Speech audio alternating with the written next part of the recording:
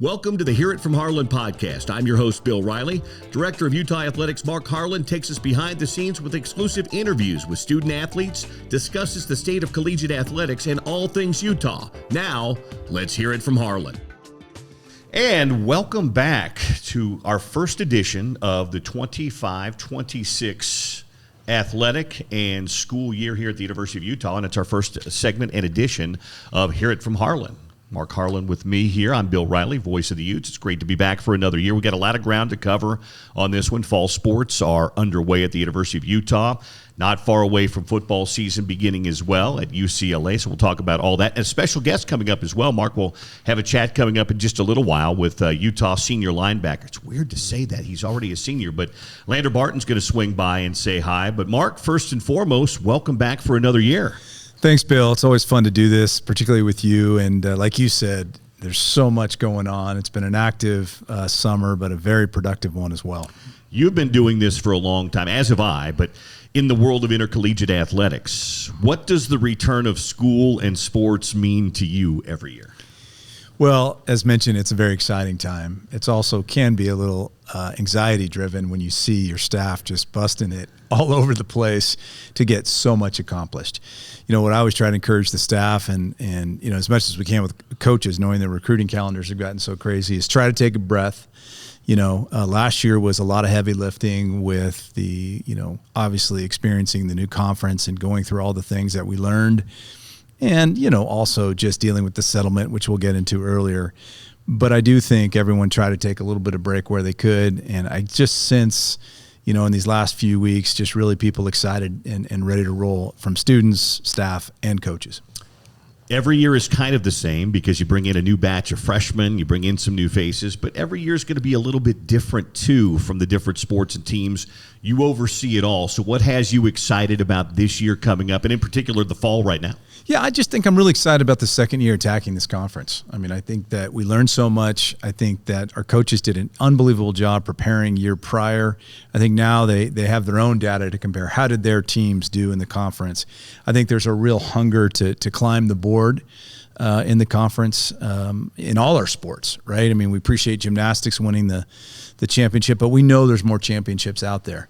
You know, the other thing, what I've seen with our support staff and again with our coaches is as we're seeing newcomers, it still tilts toward freshmen, right? It's still the percentages I was just given yesterday with our incoming class. It's still high on freshmen, but of course it's also kind of creeping up with our transfers. And so to watch our coaches and again, support staff, whether that be academics, training room, whatever it might be, get to know students faster. But just as you know, effectively as they have before, because I think there's a lot of leaders here that just showed up, and we want to pull that leadership out fast, whether it's while they compete or off the field. So we're getting used to it. You know, it's something we're actually really adapting to. And I'm really proud of the staff as we get to know all these new students. So we lead things off with football. We're inside of 2 weeks until Kyle Whittingham and his football team will open up the season against UCLA Bruins at the Rose Bowl on Saturday, August 30th. So you've been to spring ball. You've been to fall camp. You've watched this team. What's been your impression of this group as they wrapped up camp and now they're into season preparations? Enormous energy. I really caught it in the spring with a lot of our new players. Certainly with Devin Dampier. Not only his physical skills, which are noted, but his leadership skills have been off the chart. He has really, come in here and really gained the respect of his teammates, both upperclassmen and otherwise. So a lot of energy. And then as you got into fall camp, and Jason's offense has certainly been now fully installed coming off spring, and of course all the off-season practice that they do, you know, it's been fun to watch that offense progress. And just like Utah football, it's been fun to watch the defense. You know, maybe the first scrimmage, you could tell who won that one. And as we proceeded in other scrimmages, you see the defense doing what they always do, right? You know, scratch their heads for a minute, and they get after it. You know, someone on the staff told me, and I thought this was really true, that for our defense, you know, to go against this offense daily is a real blessing. It's you know, no offense is the same, right? So we don't want to act like our offense is like everybody else, but this no huddle concept, this going fast concept is helpful for our defense because, you know, they're going to see a lot of that as they compete this year. So I will just say this, after the last big scrimmage on Friday, now that the real countdown and prep has begun, we got a really excited group, and I'm sure Lander will talk about that. You know, you mentioned Devin Dampier, and he is an impressive guy to watch out on the field. But then when you talk to him one-on-one, I compared him to a couple of recent Utes. Devin reminds me a lot, personality-wise, of a guy like Britton Covey or even a Cam Rising. And I say that, Mark, in that he could walk into any position room. It could be the defensive backs, it could be the offensive line, it could be linebackers, and he could just fit in with those guys. And that's something that not everybody has, but I think Devin's got that vibe about him. I totally agree. I can tell you another story back in the spring, and he'd only been here for, I don't know, maybe a month or two. We asked him to come on up to a basketball game and meet with some of our top donors.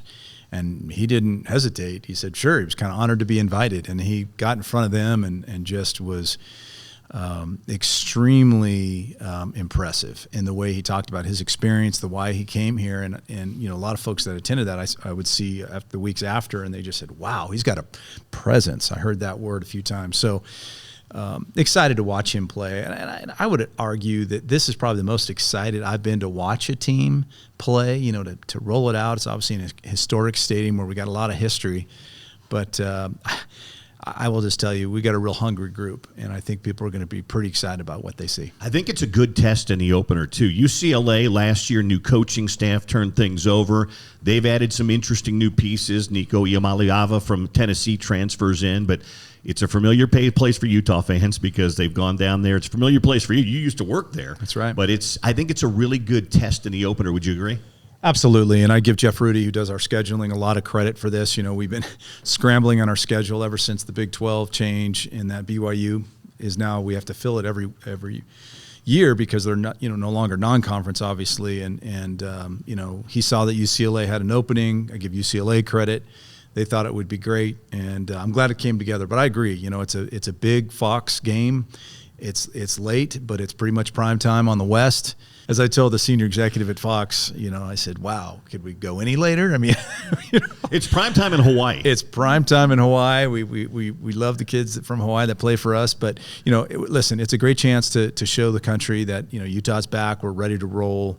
And I agree. It's an opponent that we have great respect for. And we know they've gone through a lot of changes. You know, I haven't really sat down with Morgan yet and talked about, hey, what film are you watching? Are you watching a lot of Indiana film? Because that's where their OC come, you know, like what are you looking at? Because they've got a lot of changes too, and it'll be two teams with two new offensive coordinators, two new quarterbacks, and I guess whoever figures out their thing first has got the best chance to win. Then after UCLA, it's the regular season opener here against Cal Poly. And going for those 90 straight sellouts. That 90 straight sellouts, single game tickets are on sale. But it's a good way to open against an opponent that a little bit lower level, but it's also going to be a great night too because Coach Mack and Roy Jefferson go into the Ring of Honor. Yeah, I mean, I'm excited, you know, to have the Mustangs coming in, and you know, I think it'll be great to get back with the fans at Rice Eccles, begin the celebration to begin, which is always such a special moment when we're out there. And to your point about having those two gentlemen get into the Ring of Honor, I cannot wait. They're both so excited about it, and we're excited about it. And I think it'll be quite a halftime to watch those two receive a very well-deserved honor. So that's Utah football. They're a couple of weeks away, but sports began a week ago here at the University of Utah when Hideki Nakata's team went on the road to Gonzaga, got a nice 2-1 win to open the season. Yeah, it was great. I mean, they were behind. They fought back. There was a lot of people at that game. Again, another joy of the new television situation we're in. You can see everything on ESPN+, and it was fun to watch. You know, they lost to UVU last night as we taped this. You know, UVU continues to be a really good program. But hey, 1-1 with a road win is good to start. I'm sure we're excited, like anybody would be, to come home in front of our great crowd. And I appreciate Hideki really scheduling. Gonzaga's usually in the tournament every year on the women's side, also on the men's side. But listen, soccer has got a lot of new additions, and I'm excited to see what they do. He thinks it might be the most talented team, at least on paper, that he's had since he's been here. And the home opener against Westminster coming up Thursday the 21st as we record this a couple of days away, so Utah fans can come out and get a look at Ute Field. Yeah, I mean, it's just a great venue to watch soccer, and I do encourage everyone to come out. That makes a difference, just like in all sports, but in soccer, our students were great last year. They came to a lot of games, and so we encourage them to step up as they always do. And if you can't make it out Thursday or anything, the home games are all on ESPN+. Myself and Jay Nolly will have the call of those matches. Volleyball didn't play a real game, but they played an exhibition game last week against one of the top programs in all of collegiate volleyball and held their own on the road at Austin against Texas. Yeah, I mean, I guess it was really, really competitive. I had a chance to talk to one of the members of the staff. I'll see Beth actually later today and get her input, but I love that. You know, it's going there against a team that's been in the Final Four, I think 2 straight years, if I'm right. And Jared Elliott, their coach, who, little fun fact, was my neighbor growing up. You know, you can't make this stuff up. So Jared already sent me a text to make sure I saw the score. But we played really competitive. It's a very young team surrounded by a superstar. And I can't wait for everyone to come out and really watch volleyball this year in our 36th year. Beth Lanier, she's just one of the longest tenured coaches That's incredible. in all of collegiate sports, not just volleyball. Yeah, she's incredible. And I just laugh. And every time she says it, or excuse me, our PA guy says it, she just starts smiling and shaking her head. Because, you know, she thought she'd be here for a couple of years. Yeah. I mean, she still says that. I don't know, a couple of years and see what happens. And 36 years. It's remarkable. When she began coaching here, Rick Majerus just began and Ron McBride just began. She says that Rick Majerus would listen to her.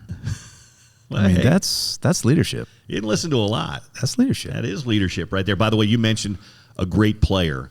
Cameron Gabadlo is that great player. She represented the United States this summer, won a gold medal at the U21 World Championships in Costa Rica.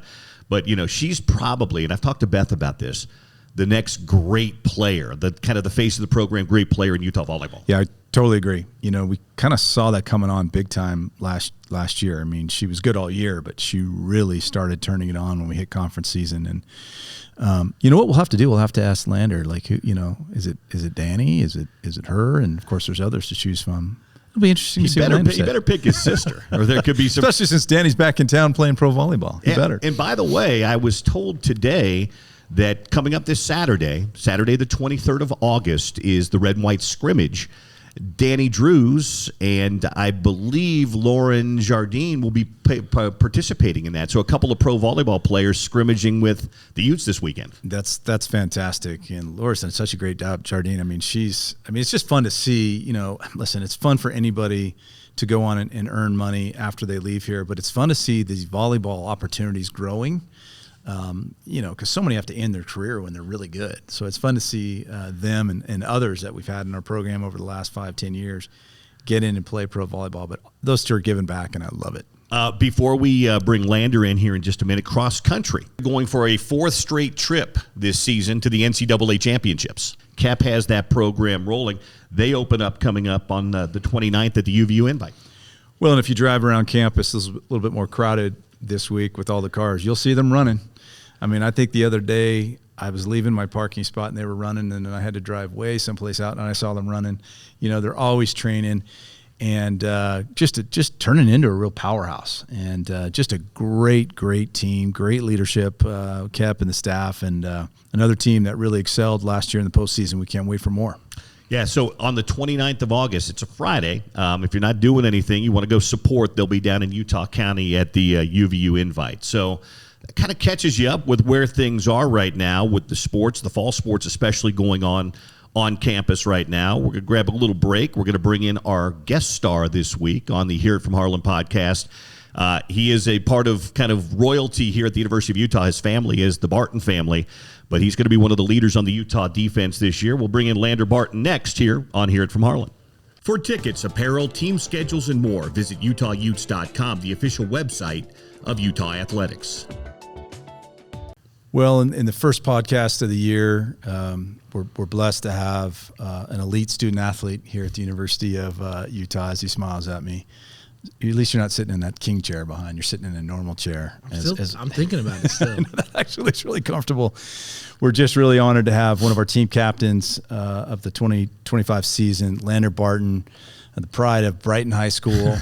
The youngest of the glorious Barton family, who even Danny, his sister, told me way back when, I think you were in junior high school, oh, Mr. Harlan, wait till you see Lander. I'm thinking, geez, we got two guys here that are captains of our team now. But Lander, thanks for taking some time. I know it's really busy. School started yesterday. How you doing, man? I'm doing good. I mean, it's good to be here. Camp went smooth. It's over now. Yeah, I was going to say, what's the best part? It being over or anything else besides that? Just gets closer to the first game. It's kind of just creeping up on us. It's kind of weird. Do you feel it coming? Does it feel like it's coming? I mean, there's still some time, but it feels like it's getting really close. Oh yeah, I mean, by this weekend, once we're a week out, it'll be real. It'll be real. Well, let's talk a little bit about that real quick, because people ask me this question: when do you really start diving into the opponent? You know, is it a little bit during camp, or is it kind of now you're all in on UCLA? Yeah, so during camp, you dive into it a little bit. I mean, you introduce it and start doing some stuff, but really once camp ends, that's when we really get into it, breaking them down a lot and focusing a lot on opponent film and scout work. So, I mean, so this week we've really had an emphasis on that. So it kind of made that transition to UCLA. We'll talk about that first game more in a second. So let's talk about camp, though. Obviously, you come into camp. You've been doing this now. It's just hard to believe that you're a senior. It's just insane to me. But here you are, senior captain. You kind of came into camp this year. I know how competitive you are, and I know you weren't happy about last season. And talk to me about the approach you had, along with some of the other leaders, to get this team to have a great camp. I mean, it was a very new team, a lot of new faces. So we really just had to get everyone to buy in.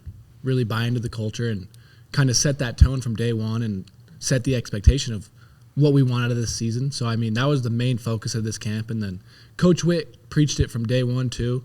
We had two big focuses for us as players. It was to be a great teammate and to just go full out, full effort, max effort every single day. I love that. Great teammate first and then max effort every day. I had a chance to go to more of camp this year because my schedule was better than I have in the previous few. And the energy I felt was at an all-time high. You know, obviously the first day with pads, you're going to see high energy, but that seemed to have continued all the way through. Yeah. Did you feel that way too? I did, because, usually camp, you kind of have that high energy, like you said, first day of pads, and then it'll usually dwindle out as the dog days start coming. Right. But this year, that energy kind of just carried through the whole time. So talk to me about just the linebacker room. Give me a little scouting report on those guys. There's some returning faces that we know that we haven't seen in a while and some new guys. Give me a quick rundown. I mean, we're deep in the linebacker room. We got a lot of talent in there, and it's just fun getting Lavani back. He's a great player, and having him back healthy, it's a blessing. And then John Hall, he's amazing to watch on the field. He's just naturally gifted. And then we also got Trey Reynolds, Moroni, and then we got some young guys coming up, too, that are making plays. So, I mean, there's a lot of depth in this room. Which is great for competition for all those young guys to get. Now, I talked about a room. Are you spending any time in the offensive rooms, or is this just an internet rumor? A little bit. I'm learning it. I've been told not to say too much. And I don't know what I'm supposed to say. I don't know either. I probably should have asked, but certainly it just goes to show that you have that ability to spend time on both sides if needed. Of course, anybody that follows local football and watch Brighton football, you had a little Gronk in you playing tight end. I mean, there was one game I remember watching on television. And I don't know, you're kind of like Dalton in that SC game. I don't think he dropped a ball. But that's awesome. I mean, anytime you're on the field, I know Ute fans really, really appreciate it. So let's get back to UCLA here a little bit. How does it work? You've got just like we have a new quarterback here, they have a new quarterback. Is it just looking at all types of film? They have a new offensive coordinator. Kind of talk a little bit about that preparation. Yeah, so when it comes to teams that they have new coordinators, new players, you kind of got to go back and watch other teams' films of wherever that coordinator came from, wherever that player came from. So it's a little bit different process of studying an opponent. But, I mean, at the end of the day, it's the same thing. All the schemes are the same. They'll carry over. So it's just a little bit, you got to watch a little bit more. Yeah, I would imagine. That's probably like anything until everyone puts on who they are this year. So you got to study a lot of different areas. You got a chance to go to Media Day this year. Yeah. I don't think you had done that before. I wasn't able to go. What was your impression just being around the rest of the guys from the Big 12? Everybody kind of sent their best players. What did you feel about that group of guys? I mean, it was a great group of guys down there. I mean, really nothing negative to say about anybody. I mean, everyone I met was just very friendly. And then you could just tell it was a lot of good athletes, big bodies. Big dudes. Yeah. Yeah, it's funny. The conference, I don't know what your take is. There's this narrative of the conference that top to bottom, it's got a lot of depth. There's talk about, can someone emerge, right? Yeah. Obviously, we hope it's us. Can someone emerge to kind of be the king of the conference over the next couple of years? You went through it last year. What was your overall take of the conference? It was a tough conference. It reminded me of the Pac-12. I mean, the Pac-12 was always very competitive. And so I thought the Big 12 was very similar. I mean, everyone could beat everyone. Everyone had good players, good teams. So every game was essentially a dogfight.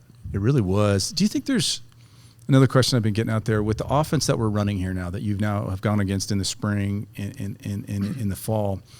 Is there any kind of a advantage in that a little bit now that we're kind of practicing against offenses that are somewhat similar, not completely that what you see, from our conference? I mean, yeah, the Big 12 is a lot of spread, a lot of throwing the ball. No huddle. Yeah, and our offenses, they're difficult to play against. They're fast. It's a lot of stuff going on. So I mean, I think it's helped us as a defense just really focus on our own jobs individually and just really trusting that everyone else does because there's a lot going on out there. How many times have you had a chance to really hit Devin, but then they blow the whistle right before? Have you been able to chase him down a few times yet? Yeah, I mean, we keep our distance though. We keep our distance. You want to be invited back the next day. Oh yeah. So let's talk about your last year at Utah in terms of academically. Get me up to speed on where things are at. I will. So I'm coming to my senior year. I'm going to graduate end of the fall. Oh, in the fall, fantastic. Yeah, I should have graduated in the spring, but I don't. What happened? I don't know. I have no idea. Just slowed it down a little bit. Yeah, but yeah, graduate after this semester. What are you graduating with? Communications. Nice. Strategic communications. You got to be strategic, man, Yeah. especially in this day and age. Well, listen, let's just talk about your family before we close. I mean, I literally love your family. I think we seek each other out. Your dad is a riot. Your mom is intense. She's a riot too. Your brothers. God, though, your brother, like Cody, why is he so critical of everybody? Like, I'll stand next to him at a scrimmage and go, "Where's my brother?" Like, who's tougher on you, Cody or your dad? It's pretty equal. I'd say my dad though. At Really? the end of the day, always my dad. Oh man. But Cody, he's very critical. I mean, we play the same position, and he's playing at a very high level. So, Yeah. I mean, it's always great to hear what he has to say. But then, what like, he's seeing. Jackson will be standing next to me and he starts shaking his head. Like, Jackson's different in that personality. Or am I missing that? Is he the silent killer? He just. Yeah, Jackson, he doesn't speak up as much, but he has his own thoughts. I mean, he'll share them with me too.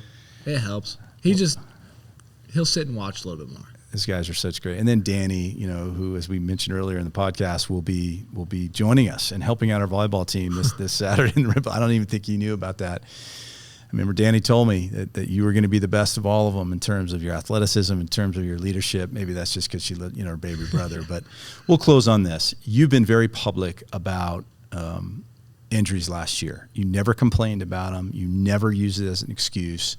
But I've noted in some things that you've said that you just weren't yourself until maybe that last 5 weeks. So I know it was a real grind for you last year. Yeah. The mindset this year has got to be really good. Oh yeah. Excited. Just being healthy. Yeah, just very excited. Just feeling good for the first time in a while. I think that makes such a difference. Yeah. And that you can tell it in the way you're running around. But listen, man, let's get after the Bruins. Let's have a great year. You deserve it. You've been amazing for this university. You've been amazing for this town. You're just your loyalty of being a Ute and everything that we kind of want our students to be. You are absolutely that. So let's go get them. Have a great year. I appreciate it. You bet. Follow the Utes on social media by searching for Utah Athletics on all social media platforms. Big thank you to star linebacker Lander Barton for swinging by here to talk with us today. Kind of a primer for Utah football, again, opening up on the 30th against the UCLA Bruins. Let's touch on a few other topics here, Mark. The last time you and I spoke was last school year, last academic and athletic year, and we didn't have it official yet on the NCAA settlement. That all came down in June. Now here we sit in August, and kind of the high points, if you will, for the folks listening in on the NIL. They called it the NIL, but it's the NCAA settlement and how that impacts Utah. Yeah, I would say on a high level, it's nice to have some structure as we head into the 25-26 year. We're all capped now at about $20.5 million that we can now give directly to student athletes. In exchange, the student athletes are giving us their name, image, and likeness that allows us to monetize them for participating particularly on networks and those type of things. So we are all in on that. We are dividing it up amongst our teams, and we've been proceeding forward on that. The good news is all our teams in this last few years where there's been no real regulation are all getting more because it's coming out of our budget. We're working really hard to generate more revenue in a reasonable, creative, thoughtful way. So we're excited about that. We also were able to add close to 24, I believe, new scholarships all over the department, and a lot of happy coaches about that. A lot of happy student athletes too. You know, the scholarships, whatever you want to say, at the end of the day, scholarships and the ability to graduate are the number one game changer that any student that comes through Utah can have when they're done, and we're going to continue that to be our goal. But we'll continue to communicate. The town halls have been great to go out and talk about it and hear people's questions. I want people who invest at whatever level to know the change, right? And to also know we're still around young people. We love being around them. They're awesome. And we're excited about this new day. Speaking of the town halls, you just wrapped up doing 5 in about 2.5 weeks. I was part of some of those with you. What was your biggest takeaway? Because you talked to a bunch of different segments of Utah fans, supporters, donors, and high-level folks. What was your big takeaways from doing those town halls? Well, that people are really engaged, which I could pick up a little bit, because where I would go in the spring and summer, particularly after the settlement was decided, they didn't really understand it. And that told me, and I talked to our staff about it, we should just get out and talk about it. And I think people have really, really appreciated. For example, they didn't realize we were adding scholarships. They didn't realize that it's not just for football. It's for all our sports, that 20.5. And so just trying to teach them about, and the fact that our students can still go out, and if they want to do some endorsements, they can.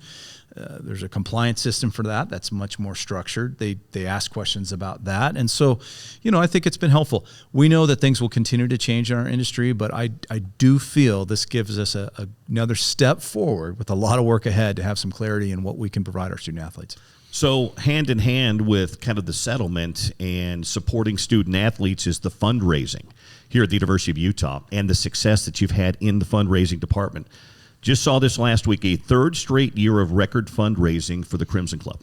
Yeah, just an incredible work by our donors who have leaned in and recognized we're in challenging times and more than ever to stay with us, and in many cases even upgrade their commitment to us. Also, great work by the staff who is out and always looking for opportunities. That being said, we just have to continue to be creative in other ways to be able to match what we need financially to compete at the highest of levels. So we'll be rolling out new things that we're going to do, at the same time being very cognizant of how we price. Obviously football is a big driver in terms of football tickets. We're already seeing a great surge in basketball tickets, both on the men's and women's side, which I'm very grateful for. So we'll continue to do the things we need to do, but I just appreciate everybody, just record-breaking support in the Crimson Club, and it couldn't come at a better time.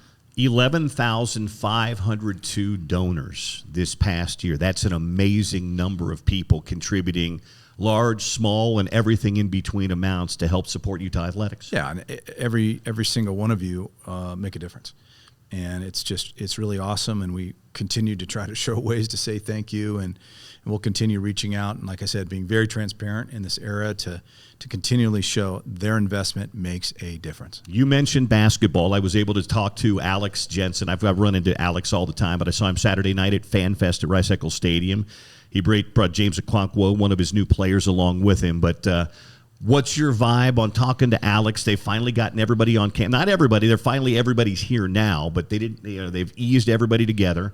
As you've watched some of the practices, as you've talked to Alex, what kind of a feedback and vibe are you getting from men's basketball right now? He's just really, really happy to be here, and he's very honored. He's such a great person. He's surrounded himself with just a fantastic staff. I mean, Wes Wilcox as the general manager, he's just done a phenomenal job working with everybody to build this roster. I think it's a very athletic, competitive, and awesome group of young men. I got a chance to visit with them too Saturday, and then again yesterday we had a team meeting, and I sat in there and we talked about a lot of things. Again, it's just an opportunity for people to come out and see a new era. And we're going to be very intentional, as we have been, to try to get these guys out and about in the community so they get to know them.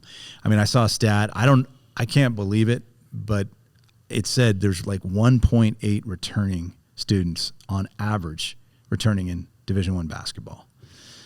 Now, I don't know what a 0.8 person looks like, but 1.8 is remarkable. And so, I think all of us in the industry are like, we gotta, these are awesome young people. Some have competed at just gigantic places and smaller places, but they're all going to come together. Alex just has this leadership ability, I think, to bring people together. And I think we'll really see it with his team. Here's the takeaways. I've visited with just about every member this summer of the new men's basketball roster.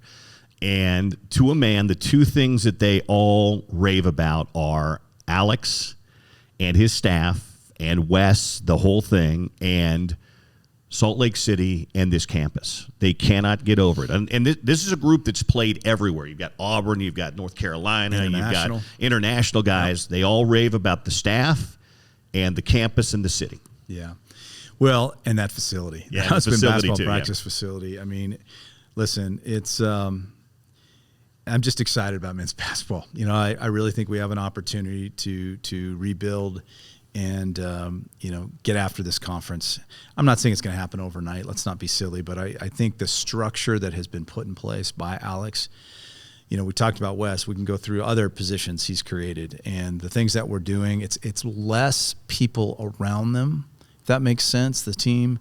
But the quality is enormous, and I think that's going to really pay off for us in the long run. All right, let's wrap it up with this. We're sitting at the Eccles football building recording this podcast. Just about 500 yards from us down the road on Guardsman Way is the new baseball stadium, Charlie Montford Field at America First Ballpark. And this week, for the first time, Utah baseball gets to work out in that brand new, beautiful facility. Yeah, I just got a big smile on my face, Well, Guardsman reopened, by the way, that wasn't us. It was another project going on. I got so many notes. It's not us. But nonetheless, Guardsman is now open again, and it's just come together so nice. I'm just so happy about it. I'm so proud of our staff. I'm so proud of Leighton Constructions and everybody that's been involved with it. But you're right, Bill. The guys are going to go out and start, throwing the ball around, old school, and we got our nets in earlier than we thought, so we can hit the ball around. So they'll be able to practice in there. It's just incredible. Now, we still got work to do, obviously, in the stadium. We know we don't start till end of February, beginning March, whenever that might be. But what an amazing job by our donors, America First, as well, to Credit Union to do it. It's just the guys have a home on campus, and I'm just very, very excited. It's been fun to have people go through there and just shake their heads and go, wow, it's awesome. When you guys start coming up to tailgate this year and you're walking along Guardsman toward Rice-Eccles Stadium, peek in. Yep. Take a look in there because it looks absolutely beautiful. And I know opening day, I think, is scheduled for sometime in early March. And we'll hope Mother Nature agrees with us then, too. Well, and even if she's cranky, we have a facility now with the turf to be able to play. Yep. And we're really excited about that. And so to get more games. And the other thing, we're true to our word. We're going to work with various groups around town. I mean, we're already trying to get the high school championships to be here. And my son went through Foothill Little League up there. I want to get those guys and others around. I mean, we really want people to experience this incredible facility. So we're up and rolling now. And just a little reminder for you, you can get all the information you need on Utah Athletics by going to utahutes.com. Also, all the broadcasts this year of the fall sports, the winter sports, the spring sports, you can find them as well at ESPN Plus. So we're lucky to have that as part of our repertoire as well. This was great to get things rolling, Mark. Thanks, Bill. Appreciate you so much. And everybody tune in now. Whatever TV station, they can always turn it down and listen to you and Scotty, right? Yep. Scott Mitchell, Stevenson, Sylvester, and I. Oh, thank God. Sly would have killed me. I know. We get Sly in there, too. I was thinking about it, Sly, but he said it first. You turn down those network broadcasts, and you just sync them up with our ESPN and Utes Radio Network broadcasts. So those will be great as well. So we look forward to seeing you out at all the events this fall. We'll be back again next month with another Hear It From Harlan podcast for the Director of Athletics, Mark Harlan. I'm Bill Riley, the voice of the Utes. Go Utes. This has been the Hear It From Harlan podcast. Make sure to follow Utah Athletics and listen all year long as we keep you up to date on the Utes.